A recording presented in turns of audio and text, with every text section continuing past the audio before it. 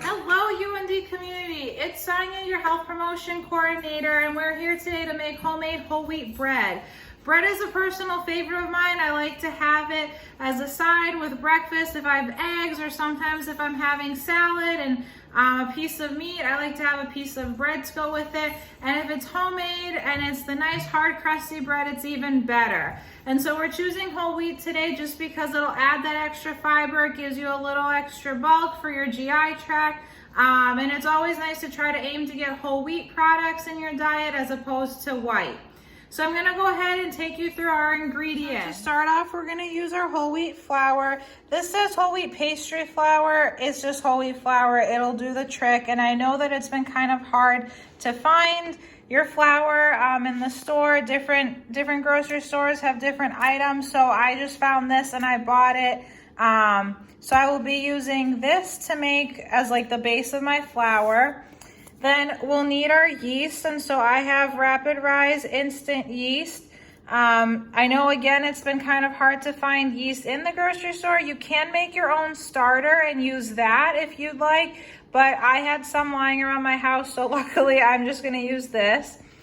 Then I have extra virgin olive oil. We'll be using this in the recipe. I have my measuring cup, which I'll put in warm water, so the warm water and the yeast will interact, and that's how we'll get the yeast activated.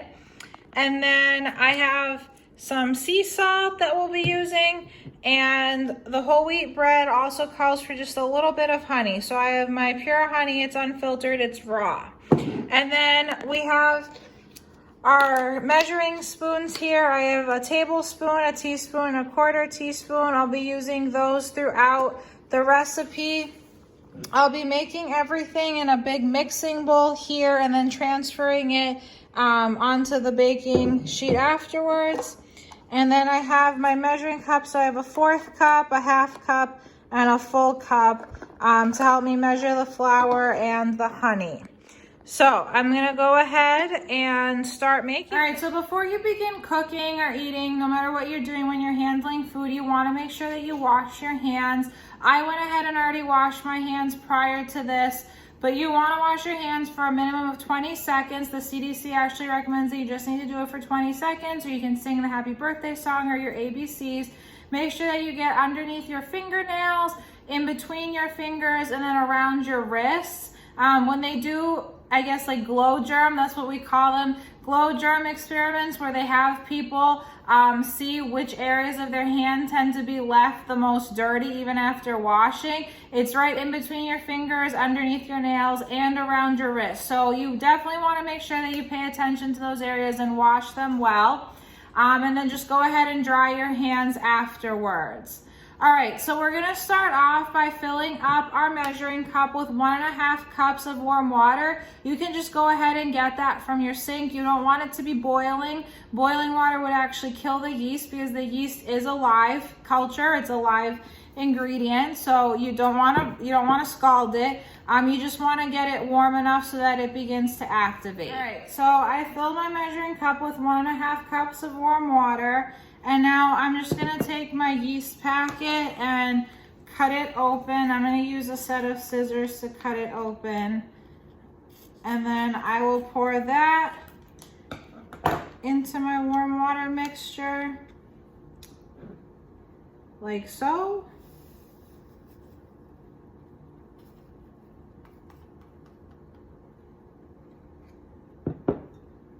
And the cool thing about yeast is when you add it into the warm water, you can kind of see it begin to move. You don't want to really like beat it together, but you can take a spoon and just sort of mix it in, stir it together just a little bit. I'm gonna bring it close. Oh, it's getting a little blurry. I don't know if you guys can see it, but the yeast is actually moving in here. I think I'm too close, so it's blurry. But the yeast does move because it is a living organism, and so just kind of mix it together.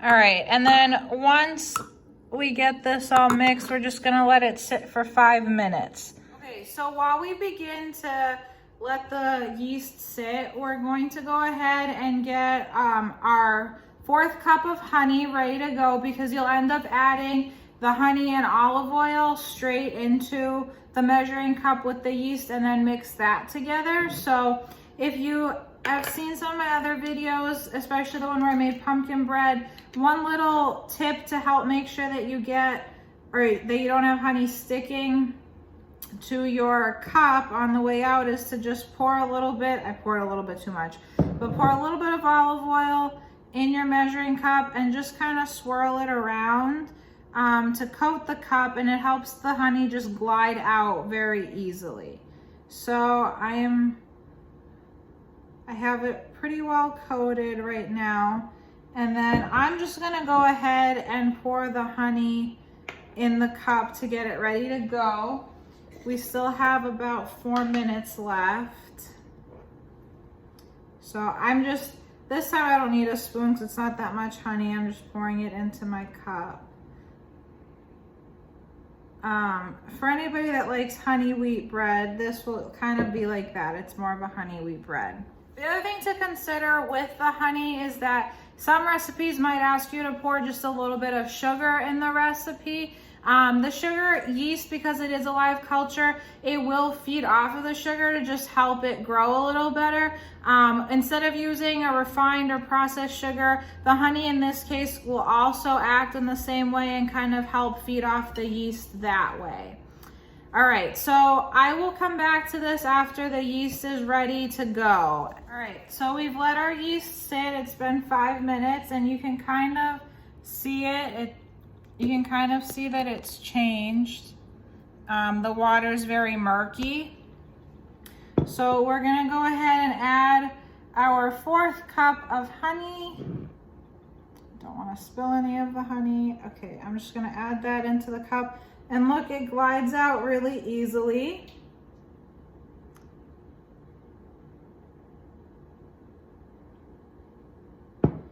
And then the recipe also called for adding 1.5 tablespoons plus 2.25 teaspoons of extra virgin olive oil. So I'm gonna go ahead and get that added in. So we have our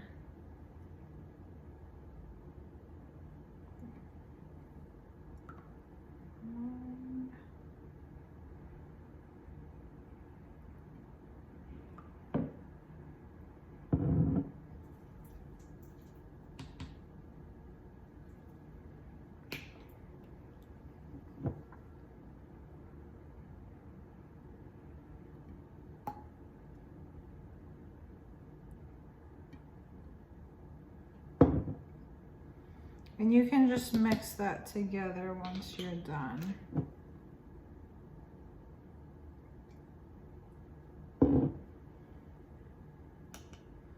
All right, so I'm gonna go ahead and just kind of stir it in. Again, you don't wanna beat it to the pulp, but you wanna get the honey mixed in.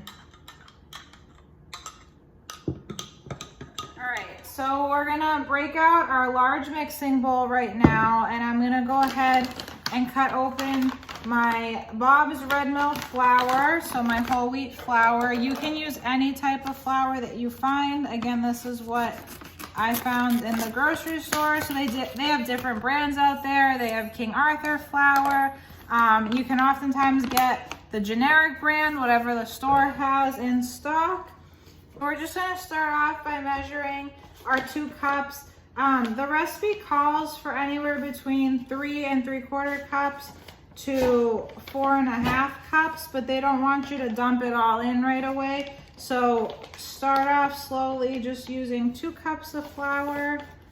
I just stick my measuring cup in and then pull it out. So here's 1, and you'll put that in your bowl. And then I'll get my 2nd cup. If you have a mixer, you can choose to use a mixer. It'll definitely make this go by a lot faster. But I'm gonna get my arm workout in today and do this all by hand. So old schooling it. Flour does make kind of a mess. So just be ready for cleanup. I already have flour all over my counter. All right, and then in addition to the flour, you're gonna add a ½ teaspoon of salt. Since I do not have salt that just comes out, it's in a grinder, I'm gonna have to guesstimate the ½ teaspoon. So, all right, that looks like one. Okay, and I'm just gonna get a wooden spoon to start off by mixing it together. So, mix the flour and the salt in just a little bit. And then I'm gonna go ahead and pour in our yeast mixture. So this is the yeast, honey, and olive oil mixture into the bowl. And it is gonna seem a little liquidy. Some people stagger it. I just poured it all in and I'll begin mixing it.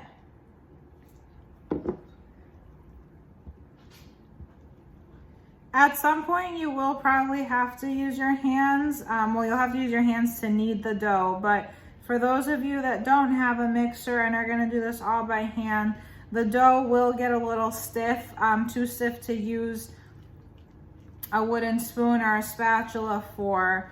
So you will have to be comfortable with getting your hands dirty, which is why it's even more important to make sure that you actually have washed them thoroughly. So one thing I do like about anything that's whole grain or whole wheat with the flour is that they have not stripped the wheat germ through the processing. And so you really are, that's why you do get more fiber when you are choosing whole wheat or whole grain products. I personally like to have a little bit of bread as like a pre-workout snack. So I'm a runner, and before I go out for a run, I like having a piece of toast with some peanut butter and honey, or peanut butter and a banana. And there's nothing better than homemade bread. Obviously we live in a very hectic life and hectic world. So I'll be honest, I don't always have time to make my own bread. But right now with COVID, I have a little bit more time to try new things, and we would make bread over the summer growing up, so it's kind of fun to just try to make it again. This is a great activity to do with your friends and family because, you know, it's not a difficult process, but it is really time consuming. So sometimes it's fun to all just make bread together, and then in the meantime, while you're letting it rise and sit over heat, you can go ahead and play a game or just hang out and catch up. So again, I want to emphasize right now with COVID, definitely practice physical distancing, but if you're with your family, as the North Dakota Department of Health put it, you can stay with the people in your bubble or your pod, and you can all make bread together and then hang out while it's rising. All right, so it's time for me to go ahead and slowly begin to add more flour. I've mixed this in thoroughly. So I'm gonna start off by just adding in another 1.5 cups of flour.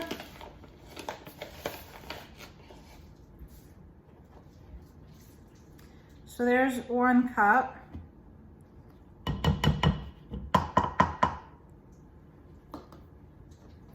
And then here's my 1/2 cup.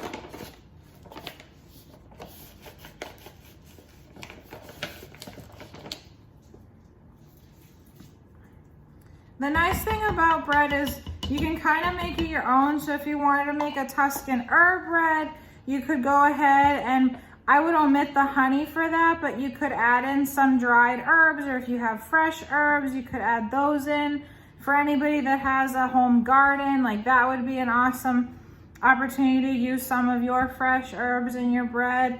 If you have white flour at home and that's all you have and you don't want to go grocery shopping, by all means go for it and use that too.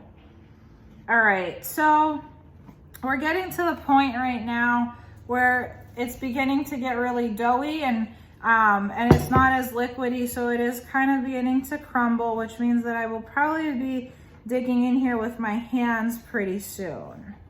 All right, so as I'm mixing it, I'm gonna show you the bowl, you can kind of see it's beginning to pull away cleanly. And so that just means that it's not really sticking. It doesn't look like brownie batter stuck to the side of the bowl. And so that's one of the signs that you're ready to then take it out and put it on a floured surface to begin kneading it together. I don't have anything too fancy. This is just my kitchen counter. I made sure to wipe it down before I started cooking.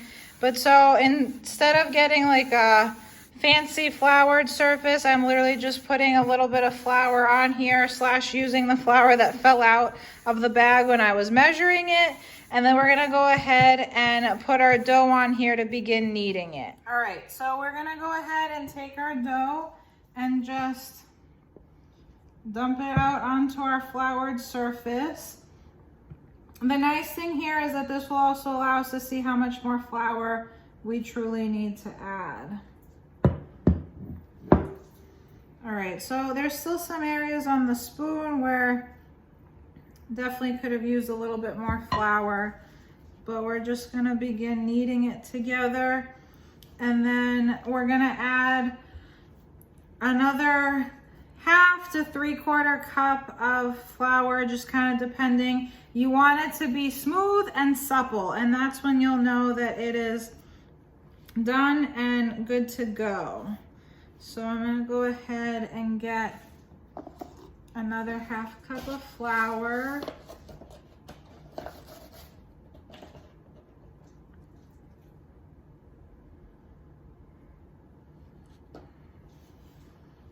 And just mix it in.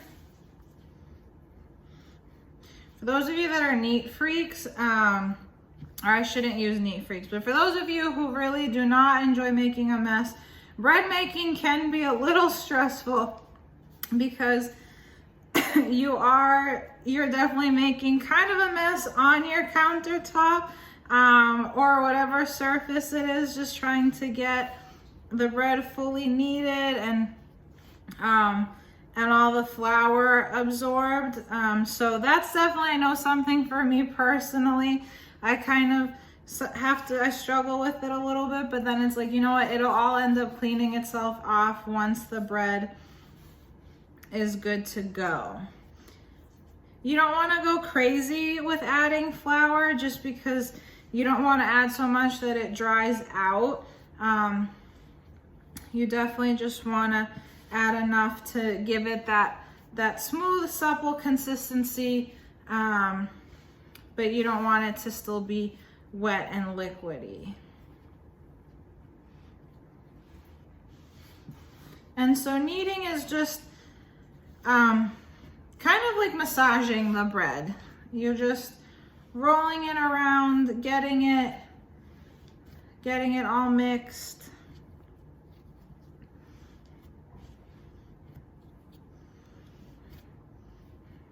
If you feel like there was any flour or any mixture still left in your bowl, in your mixing bowl, that you would like to take out, this is a good time to add it in while you're kneading it. You can mix it in more thoroughly with the bread.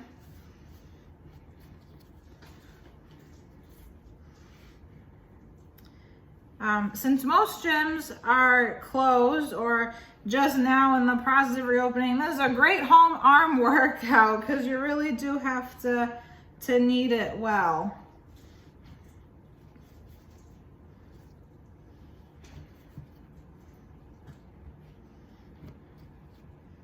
All right, so I kneaded my loaf and I have it. It's right here. It's perfect. It has elasticity to it, and it's smooth. So I'm gonna go ahead and we'll then take a large bowl. If you only have one, wash the one that you mix in. I have two, luckily, so I just got a second one. And you wanna kind of grease it, so just take a little bit of olive oil and pour it in there. And then you can swirl it around or even take your hands to kind of spread it, which I think I'm gonna do just because that'll be quicker. So I'm just spreading the olive oil in here, and we're gonna take our bread and let it sit in here, and then we will cover it with a little bit, well actually not a little bit, we'll cover it with enough saran wrap or plastic wrap to cover the entire bowl. So I have lightly greased my bowl at this point, and I am sticking my little loaf of bread in here. So looks like this. And then I am going to loosely cover it with, I actually have Glad cling wrap. All right, so I'm just gonna rip enough. You don't wanna seal the air out, like you just have to loosely cover it. The one thing I really don't like about cling wrap is that I feel like I rip it and it gets stuck to itself like it's doing right now. So just loosely cover it on the bowl. If I can get it, here we go.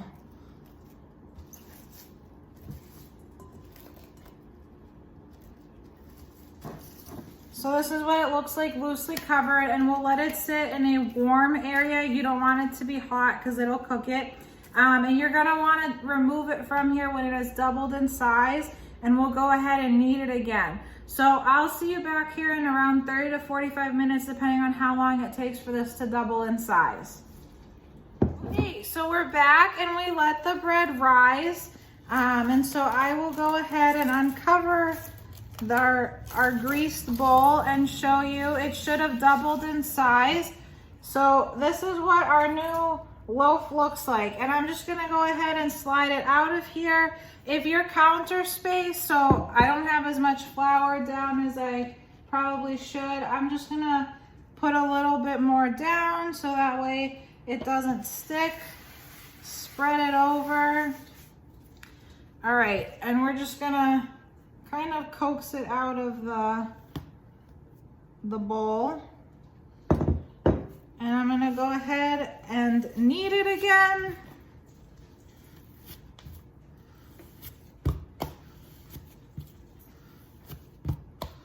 It smells really good.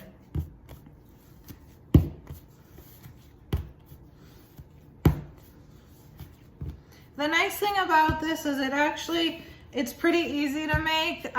It is a little time consuming in that you do want to be home for it to rise, but you can do other errands, or if you're taking summer classes, you can get ahead on some of your work during the time that it's rising.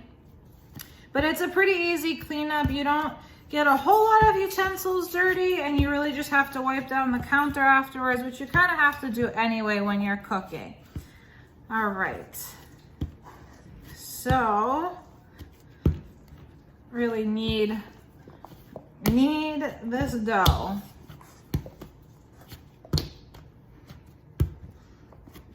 Okay, so we kneaded our bread, our dough for the second time. You can knead it, I only say about like 10 minutes and you're good to go.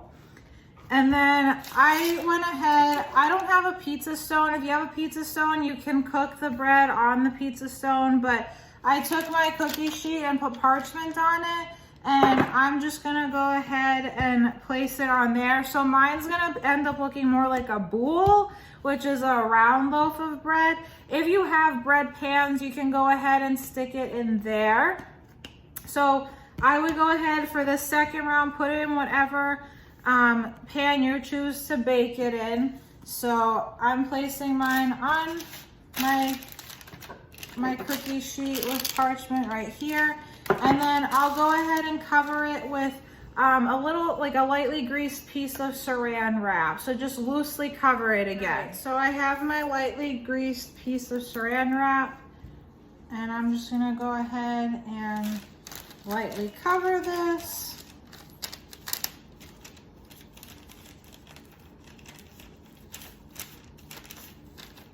All right, so we're gonna let it sit for another 30 to 45 minutes, kind of halfway in between there, depending on how long it takes your oven to preheat. You can go ahead and preheat your oven to 350 degrees. And so that way, when you're ready, when it's done sitting and it again has doubled in size, you can go ahead and just uncover it and stick it in the oven. So we're ready to preheat our oven because the bread has been sitting for around 20 minutes now. So I'm gonna go ahead and preheat my oven to 350 degrees. So here we are, bake, 350, start. And I'll come back when it's time to actually put the loaf in the oven. So we're back, and here is our loaf of bread. I'm gonna go ahead and uncover it. And our oven has finished preheating, so you can see it's doubled in size. And at this point, I'm just gonna go ahead and place it in the oven.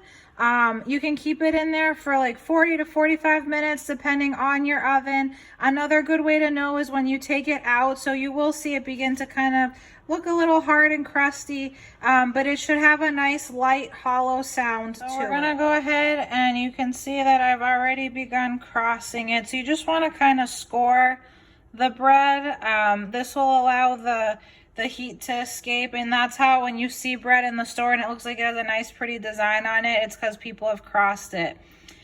I'm gonna go ahead and put this in the oven for 40 to 45 minutes or until it sounds hollow. If you lightly tap it, you'll hear a nice hollow sound. So I'm gonna go ahead and put it in. I'll see you in 40 to 45 minutes, depending on your oven. So our bread has been in the oven for about 40 minutes. I'm gonna go ahead and check on it and see how it's doing. What a beaut. Look at that. Look at that. Once again, I'm gonna just give you a little bit of oven safety. Whenever you are removing something from the oven, you wanna make sure that you're using your oven mitts or pot holders, just so that way you never touch anything with your bare hands, because you could get burned, and that's something you definitely don't want to be doing right now or ever. It's very painful. So make sure you get your oven mitts on or your pot holders. I'm gonna go ahead and put the other one on and take our bread out of the oven. So our bread is out of the oven. It's beautiful. Ha, get it? Because it's a boule.